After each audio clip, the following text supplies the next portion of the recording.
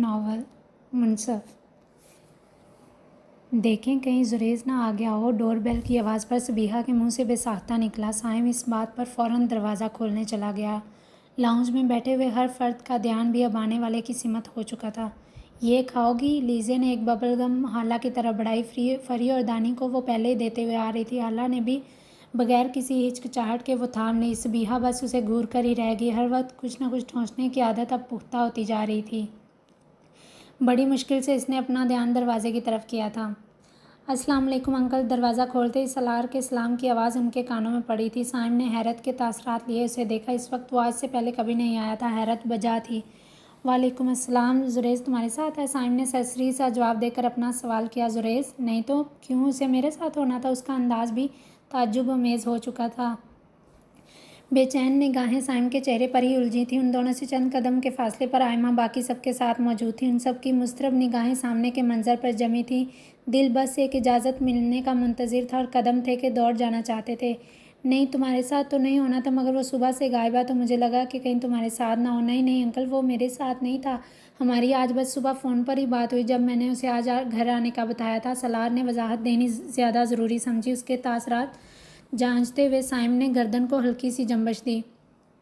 खैरियत? कोई ज़रूरी काम था? वो अभी भी सलार को गहरी निगाहों से ही देख रहे थे। अंदर आने की इजाज़त नहीं देंगे अंकल? मेरी फैमिली भी साथ आई है। उसने सवाल के बरक्स जवाब दिया। अच्छा अच्छा, आओ आओ। साइम ने कहते हुए उसे अंदर आने का इशारा दिया, मगर चौंकते हुए वो दोबारा दरवाजे की तरफ पलटे। फैमिली? मगर वो किस वजह से? सलार ने इशारे से अहमा और बाकी सबको भी बुला लिया था। साइम की आवाज़ पर वो तकरीबन उछल गया। सर पर हाथ फेरते हुए हलक में आया। थूक अंदर निकला और एक गिल्टी उसकी गर्दन में उभर कर मासूम हुई। माजरत चाहता हूँ, मैं इधर कुछ नहीं बता सकता। उसके लजाजत अमेज़ अल्फाज पर साइम कुछ समझते हुए अंदर की तरफ बढ़ गया। इजाज़त मिल जाने का ये साफ इशारा था। आयमा ने एक तफसीली निगाह उस घर पर डाली जिसके दरवाजे पर वो सब खड़े थे। तकरीबन 200 गज़ पर बना 2 मंजिला घर था। ऑफ वाइट और मैरून पेंट दीवारों पर किया गया था। दरवाज़ा भी हम रंग था। ये घर जैसा आलीशान तो नहीं था, मगर फिर भी बहुत खूबसूरत था। वो तो जैसे सहर ज़दा हो गई, इस घर के तिलिस्म में खो गई थी। उसकी टांगें, उसके हाथ, या यूँ कहना ज़्यादा दुरुस्त होगा पूरा जिस्म हौले हौले कँपा रहा था। सिकंदर ने उसकी कैफियत भांपते हुए इसके कंधे पर हाथ रखकर इसे हौसला दिया। बगैर कोई रद्द-ए-अमल दिए इसने अपने कदम भी सलार के पीछे रख दिए थे। आगे पीछे वो चारों घर में दाखिल हुए। बिस्मा भी इधर उधर नज़रें दौड़ाती हुई अंदर बढ़ रही थी। इन चारों ही के दिल सीना तोड़कर बाहर आने को बेताब थे। सभी अपने बिछड़ों से मिलने जा रहे थे। आयमा के दिल की रफ्तार दुगनी थी। जानती थी सालों से गुमशुदा बहन बस अभी नज़र आ जाएगी तो अभी उसकी आवाज़ सुनाई देगी। वो बेटी जिससे मिलने के बाद भी पल पल दिल तड़पता था, कैद से रिहाई पाकर एक और ताल्लुक़ के मिल जाने का सबब बन रही थी। अपने कदमों का मनोबोझ उठाए वो आगे बढ़ती जा रही थी। इन तीनों के हाल भी इससे कुछ मुख्तलिफ ना थे। तीनों ही अपने बरसों से बिछड़े हुए प्यारे को देखने वाले थे, जिसे सिर्फ तस्वीरों में देखा था। उसका दीदार हकीकत में करने जा रहे थे, जिससे मुलाकात अब इन्हें खुफिया रखने की ज़रूरत ना थी, ना ही दिल को पकड़े जाने का खौफ था। आज का दिन उनके लिए ईद का दिन था और सबीहा के लिए ईद से भी बड़ा दिन बनने वाला था। उसकी टूटी आस जो जुड़ने वाली थी। लाउंज में इन सब की निगाहें दरवाजे पर ही जमी थी। साइम के बताने के बाद कि सलार आया है। मामूल से ज़्यादा वक्त गुजर जाने के बाद भी अब तक कोई अंदर नहीं आया था। वो सारे खड़े हुए थे। सबीहा उन्हें देखने के लिए दरवाजे पर जाने ही वाली थी कि आने वाले पर नज़र पड़कर पत्थर का मुजस्मा बन गया। ऐसा मुजस्मा जो सिर्फ आंखों के लेंस हिलाने पर अख्तियार रखता। उन लोगों की तरह जो खुद को मुजस्मे में डालकर तब दिखाकर पैसे वसूल करते हैं, मगर यहाँ ऐसा ना था। वो कि करतब दिखाने वाली थी, ना ही दिल तमाशा चाहता था। उसे तो सिर्फ सुकून मिला था, यकगुना सुकून जो आज से पहले शायद ही कभी मिला हो। एक लम्हे को दिल ने कहा कि सबीहा ये झूठ है, शराब है, सिर्फ नज़रों का धोखा है, ये मुमकिन ही नहीं। मगर मंजर ने तहलील ना होकर इसके शुबहात पर यकीन की महर लगा दी।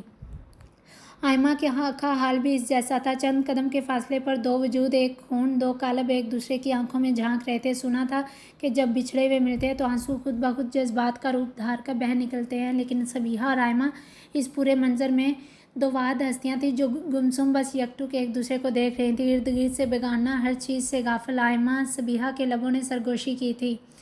बबल गम को मुंह में घुमाते हुए इसकी पहली निगाह सबीहा पर पड़ी, फिर इसकी नज़रों के ताक़ुब में आयमा पर, और फिर उसे लगा कि इसकी दुनिया रोशन हो गई। उसके भाई, उसकी बहन और उसके बाप की पुरशफीक आंखें उसे ही देख रही थी। जज्बाती और ऐसा हैरत में विरता कर देने वाला मंजर। वो दौड़ती हुई अपने बाप के सीने से जा लगी। लाउंज में दो लोगों के मदम आंसुओं की आवाज़ें गूंज रही थी। सलार और बिस्मा अपनी जगह पर खड़े आंसू बहा रहे थे। सिकंदर बार बार इसकी पेशानी पर प्यार कर रहा था। अब बाकी सबकी बारी थी हैरान होने की।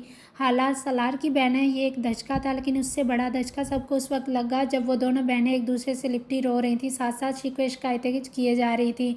तुम जिंदा हो, मेरी बहन जिंदा है, शुक्र तुम मिल गई। मुझे पता था ज़िंदगी एक दिन हमें ज़रूर मिला देगी। ना वो उसको सुन रही थी, ना ये उसे जवाब दे रही थी, बस दोनों अपनी ही कहे जा रही थी। ये क्या हो रहा है यहाँ? फरी की बात पर लीजे ने कंधे उचकाए। ये हाला की फैमिली है, ये तो समझ आ रहा है, लेकिन बड़ी अम्मी इन्हें कैसे जानती है? फरी लीजे की तरफ झुकते हुए सरगोशी भरे अंदाज में कह रही थी। हाला अपने बाप से अलग होकर बिस्मा की तरफ बढ़ी, जो कब से खामोश आंसू बहाए जा रही थी। शायद मुझे लगता है ये अम्मी की बहन है। जवाब तो वो फरी को दे रही थी, मगर उसकी निगाहें आयमा पर ही मरकूज थी। सबीहा से अलग होकर वो हाला को गले लगा रही थी। उन सब के अंदाज में एक शिद्दत थी। फरी ने देखा कि सबीहा अब अपने आंसू पोंछकर इन्हीं की जानिब आ रही थी, मगर उनकी तो डेथ हो गई थी ना। ये मेरी बहन है आयमा। शायद फरी की ये सरगोशी सबीहा को भी सुनाई देगी। जब भी अब वो दरमियान में खड़े होकर कदरे ऊंची आवाज़ में बोल रही थी। मुहातब भी जानती, मगर सुनाना वो हर एक को चाहती थी, शायद सबसे ज़्यादा खुद को। साइम बगैर कुछ कहे सबकी हरकतों सकनात मुलाहिजा कर रहा था। अगर जुरैज लापता नहीं हुआ था तो यकीनन वो इस मौका पर कोई खुशगवार रद्दअमल ज़रूर देता, मगर अभी इस मौका पर वो सिर्फ खामोश था, बेयकीन था। हालांकि हिचकियाँ बनी हुई थी। सलार, बिस्मा, सिकंदर इसकी पीठ थपककर उसे हौसला दे रहे थे, मगर उसके रोने में मजीद रवानी आ रही थी। हौसला देने वाले हाथ बज़ाहिर तो हौसला दे रहे थे, मगर उनके दिल कटे हुए थे। खुद पर मजबूती का खौल कैसे चढ़ाया था ये वही जानते थे। बैठो बच्चों, बीजान ने शफकत अमीज़ लहजे में कहते हुए सोफ़ों की तरफ इशारा किया। मनोवजनी होते कदमों का बोझ उठाए वो सारे सोफ़े पर अपनी अपनी जगह संभाल रहे थे। अश्क थे जो बाहर निकलने को फिर बेताब थे। शायद उन्हें आंखों का ये बंद महल पसंद नहीं आ रहा था। जब भी बागी तितली की तरह उड़ जाना चाहते थे, या फिर ये वक्त का तकाजा था। उन सबको मारवी हाउस आए 3 घंटे गुजर चुके थे। वैसे तो इन्हें जुरैज का इंतज़ार करना था, मगर वो नहीं आया, तो इन सब ने मेहमान नवाजी को पेश नज़र रखते हुए खाना लगवा दिया, और फिर उससे फरागत के बाद वो सब एक बार फिर लाउंज में मौजूद थे। नज़रों की ऐसी प्यास थी जो बुझने का नाम ही नहीं ले रही थी। बार बार दिल ये फरियाद करता कि मुकाबल को गले लगाकर अश्क बहाए जाएं। आयमा और सबीहा तो 2 बार ऐसा कर भी चुकी थी। हाला पर दोबारा से इज़्तिराब छा रहा था। उंगलियां चटखाते हुए नज़रें सामने के मंजर पर जमाए हुए अगर कोई इसकी आंखों में झांक कर देखे तो सोफ़े पर एक दूसरे के करीब बैठी हुई आयमा और सबीहा की जज्बाती शबीह साफ दिखाई दे जाए, और इसकी आंखों में नाचते रकाबत और जलन के जज्बात देखने वाले को मुतहैयर कर दें। आखिर ये जलन का एहसास इस कदर क्यों? वो भी अपनी माँ और खाला से, लेकिन इस वक्त इस सवाल की कोई तुक नहीं थी। वो भी एक ऐसी लड़की है जिसने होश संभालने के बाद जब भी माँ से मुलाकात छुप कर की, डर कर की, और जब इस सास पर वो मस्कन छोड़ आई थी जहाँ ज़िंदगी के शब रोज़ गुजारे थे, कि अपने वालिदैन के पास जाकर तमाम तर दूरियों और महरूमियों का इजाला कर लेगी, लेकिन सबसे मिलने के बाद जब हर खोया हुआ रिश्ता इसके पास मौजूद हो, इसके करीब हो, और इसके साथ साथ उसकी माँ को भी अपना पुराना गमगुसार और साथी मिल गया, फिर जान से प्यारी बहन को पाते ही वो बेटी को भूल जाएंगी। उसने कभी नहीं सोचा था, बल्कि इस किस्म का शायबा तक उसके आसपास नहीं भटका था। तो अब ये मंजर कैसा था? दिल की बेचैनी के साथ उंगलियां चटखाते हुए दिमाग ने इन स्याह आंखों को अपनी जानब देखने का सिग्नल दिया। हिस बेदार होती ही वो चौंक उठी। जी आप मुझसे कुछ कह रही हैं? अल्फाज और लहजे दोनों में बेयकीनी थी। हाँ बेटा इधर आओ। सबीहा के तस्दीक करने पर वो घबराती हुई इनके पास जा बैठी। सबीहा उसे गले लगा रही थी और दूसरी तरफ वो एक अलग ही जज्बे से रोशनास हो रही थी। तुम्हें कब से पता था कि मैं तुम्हारी खाला हूँ? हाला के चेहरे को देखते हुए सबीहा पूछ रही थी। इसके चेहरे को जो उसी का परतू था, उसका चेहरा उसी का जो प्रतु था। जब से इस घर की चौखट पार करके आपका चेहरा देखने को मिला था, मैं आपको पहचान गई थी, बल्कि मैं डर गई थी। इसके जवाब पर सबीहा की मुस्कुराहट गहरी हुई। अगर दूसरा मौका होता तो मैं तुमसे ज़रूर नाराज़ होती, तुम्हें बताना चाहिए था। सबीहा ना चाहते हुए भी शिकवा कर रही थी। जुरैज इस वक्त इनके दिमाग से बिल्कुल महव था। मैं चाहती थी कि आप मुझे पहचानें, लेकिन आप अंकल। जुरैज का फ़ोन मुसलसल बंद आ रहा। मेरे ख्याल से तो हमें पुलिस को भी शामिल कर लेना चाहिए, क्योंकि चाहे जो भी हो वो हम में से किसी एक को तो खबर ज़रूर करता है। इनसे कुछ फासले पर सलार अपने करीब खड़े साइम से कह रहा था। सिकंदर भी उसकी बात से मुत्तफिक था। उनकी आवाज़ इस कदर बुलंद ज़रूर थी कि सोफ़े पर बैठी हुई इन तीनों ख़वातीन की बातें मखल हो गई। जब ही हालांकि बोलते अल्फाज मुँह में ही दम तोड़ गए। तुम फिक्र नहीं करो, मैं कहता हूँ किसी से परेशान नहीं हो। एक डीएसपी मेरा दोस्त है, मैं उसे भी कह देता हूँ। साइम के कंधे पर तसल्ली भरा हाथ रखकर सिकंदर ने फ़ोन कान से लगाया, और फिर इसे कान से लगाए वो लाउंज से ही बाहर चला गया। आप बैठे अंकल, पानी पिया? एक हारे हुए इंसान की तरह साइम सोफ़े पर ढह गया। इस मंजर से बाकी सबके मुंह भी सिल चुके थे। बेटा तुम लोग यहीं रुक जाना, वापस जाने की जल्दी मत करना। कुछ लम्हों बाद बीजान के मुहातब करने पर आयमा ने इस बात में गर्दन हिला दी। वो खुद भी यही चाहती थी।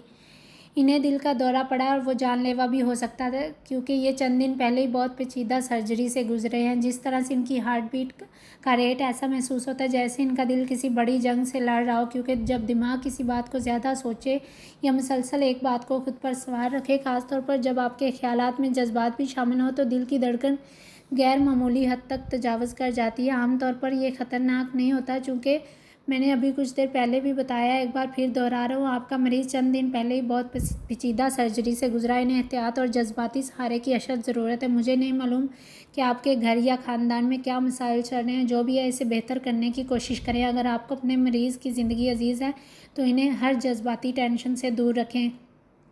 अस्पताल की राहदारी का माहौल सर से सरतर होता जा रहा था। वो लोग इंतहाई निगहदाश्त वार्ड से चंद फुट दूर खड़े हुए थे। डॉक्टर का स्पॉट चेहरा और संजीदा अल्फाज इन पर गोले की तरह गिर रहे थे।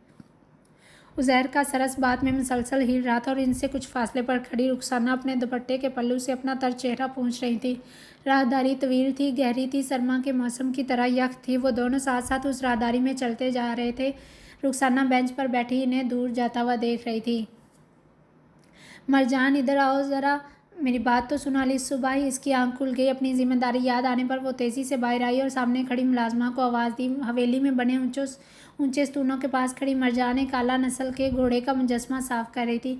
किसी माहिर मुजस्मा साज के हाथों का तराशीदा वो सफ़ेद मरमरी मुजस्मा काफ़ी हद तक हकीकत से करीब था। देखने वालों पर अपना सहर फूंक देता। कायनात की आवाज़ पर इसने अपनी गर्दन तीछी करके देखा और चेहरे पर आए बेजार तासरात को छुपाते हुए इसके करीब आई। जी कायनात बीबी, मरजान खूब ताबेदारी से कह रही थी। ऊपर नानी साईं के कमरे में जाओ और जो दवाइयाँ वहाँ रखें वो इन्हें खिला दो। दूसरी बात, इन्हें खाली पेट बिल्कुल नहीं देना। तीसरी और सबसे अहम बात, बाबा साईं हॉस्पिटल में जो कुछ भी कल हुआ वो तुम इन्हें नहीं बताओगी। अगर उनका ज़रा सा भी ब्लड प्रेशर हाई हुआ या थोड़ी सी भी तबीयत बिगड़ी तो फिर तुम्हारी खैर नहीं। एक एक चीज़ को जता जताकर कायनात ने उसे हिदायत दी। जी कायनात बीबी। उसे जवाब देकर वो हुक्म की तामील करने के लिए ऊपर जाने लगी। जब कायनात के दोबारा पुकारने पर फिर से पलटी। उनका ब्लड प्रेशर भी चेक कर लेना, लेकिन मुझे वो तो नहीं आता। ठीक है, फिर बाद में मैं कर लूँगी, अभी मेरा कोई मूड नहीं ऊपर जाने का। तुम मेरे साथ रहना, मुझे देखकर अच्छी तरह सीख लेना। आइंदा से अब ये काम तुम ही करोगी, समझ आ गई है? जी। इसके अलावा कुछ कहने का चारा नहीं था। डिले कुफत थी। अब जाओ ऊपर, नहीं किचन में खाली पेट नहीं दवाई देनी। मैं समझा भी चुकी हूँ, मुझे कोताही नहीं पसंद। बगैर उसकी तरफ ध्यान दिए वो सारा काम इसे समझाकर दोबारा सोने के लिए जा चुकी थी। उसकी आंखें बोझल थीं, बरसों की थकावट की दास्तान रकम थी। खुद इसके अपने अमालों का हाथ था। राहदारी में गहरा सुकूत था। रात के आखिरी पहर नवाज को प्राइवेट रूम में मुंतकिल कर दिया गया। वो दोनों सोफे की पुष्ट से सर टिकाए कुछ लम्हे पहले ही नींद की वादियों में गए। अपनी नींद में खलल पड़ने पर रुखसाना ने अपने बोझ से लदी आंखें खोलकर इस आवाज़ का महवर जानने की कोशिश की जिसने इसे मेहरबान को नींद की वादियों से निकाला था। इधर उधर देखने पर आखिरकार इसे अपने हाथ के पास रखा हुआ मोबाइल नज़र आ गया। अपना मोबाइल तो वो अफरा तफरी में हवेली में ही भूल आई थी। मोबाइल उज़ैर का था, लेकिन इसलिए इसे नज़रअंदाज करके इसने फिर सोने की कोशिश की, लेकिन उज़ैर का सोना और मरना एक ही जैसा था। मोबाइल बजते बजते बंद हो गया। रुखसाना ने अपनी आंखें फिर से बंद ही की थी कि एक बार फिर पूरे कमरे में एक मखसूस धुन गूंजने लगी। नवाज का ख्याल आने पर इसने फ़ोन उठाने का सोचा, इसलिए इसने मोबाइल उठाकर स्क्रीन देखी जिस पर दानियाल भाई कॉलिंग जगमगा रहा था। दानियाल, और इस वक्त पाकिस्तान में 8:30 बज रहे हैं। इसका मतलब स्पेन में इस वक्त 5:30 बज रहे थे। हेलो, क्या हुआ? वो घबराते हुए पूछ रहे। कुछ नहीं, आप सो रही थी क्या? दानियाल ने एक चंती निगाह नूर पर डालते हुए पूछा, जो अपना कान स्पीकर से जोड़े बैठी थी। हाँ बस, रुखसाना के लबों से फिसला। आई एम सॉरी आपको डिस्टर्ब कर दिया, दानियाल ने कहा था। नूर ने उसे किसी बात का इशारा दिया। जवाब में दानियाल ने इसे आंखों से तसल्ली दी। इस वक्त इतनी सुबह सुबह फ़ोन किया तुमने, खैरियत? उसने दानियाल की कॉल का मकसद दरियाफ्त किया। पता नहीं क्यों रुखसाना का इस वक्त किसी से भी बात करने का दिल नहीं चाह रहा था। आपके लिए खुशखबरी, आप चाहती थी ना कि आपके पास वापस आकर सरदारी संभालूं, तो अब आप खुश हो जाए। मैं सैटरडे की शाम आपके पास होऊंगा। आज जुमेरात है ना, तो बस आपके पास आज और कल का दिन बचा। इसके बाद आपको मज़ीद इंतज़ार नहीं करना पड़ेगा। वो खुशगवार अंदाज में कह रहा था। रुखसाना की नज़रों का महवर उज़ैर की ज़ात थी। अल्लाह जाने वो अब क्या सोच रही थी। ये तो बहुत अच्छी बात है, मुझे तुम्हारा इंतज़ार रहेगा। उज़ैर के वजूद पर नज़रें गाड़े वो स्पॉट अंदाज में कह रही थी। अब आप आराम करें, आपको अब बिल्कुल तंग नहीं किया जाएगा। हाँ ठीक है, अल्लाह हाफिज़। एक मदम कहकर दोनों तरफ गूंजा और फिर राब्ता मुनक़ता हो गया।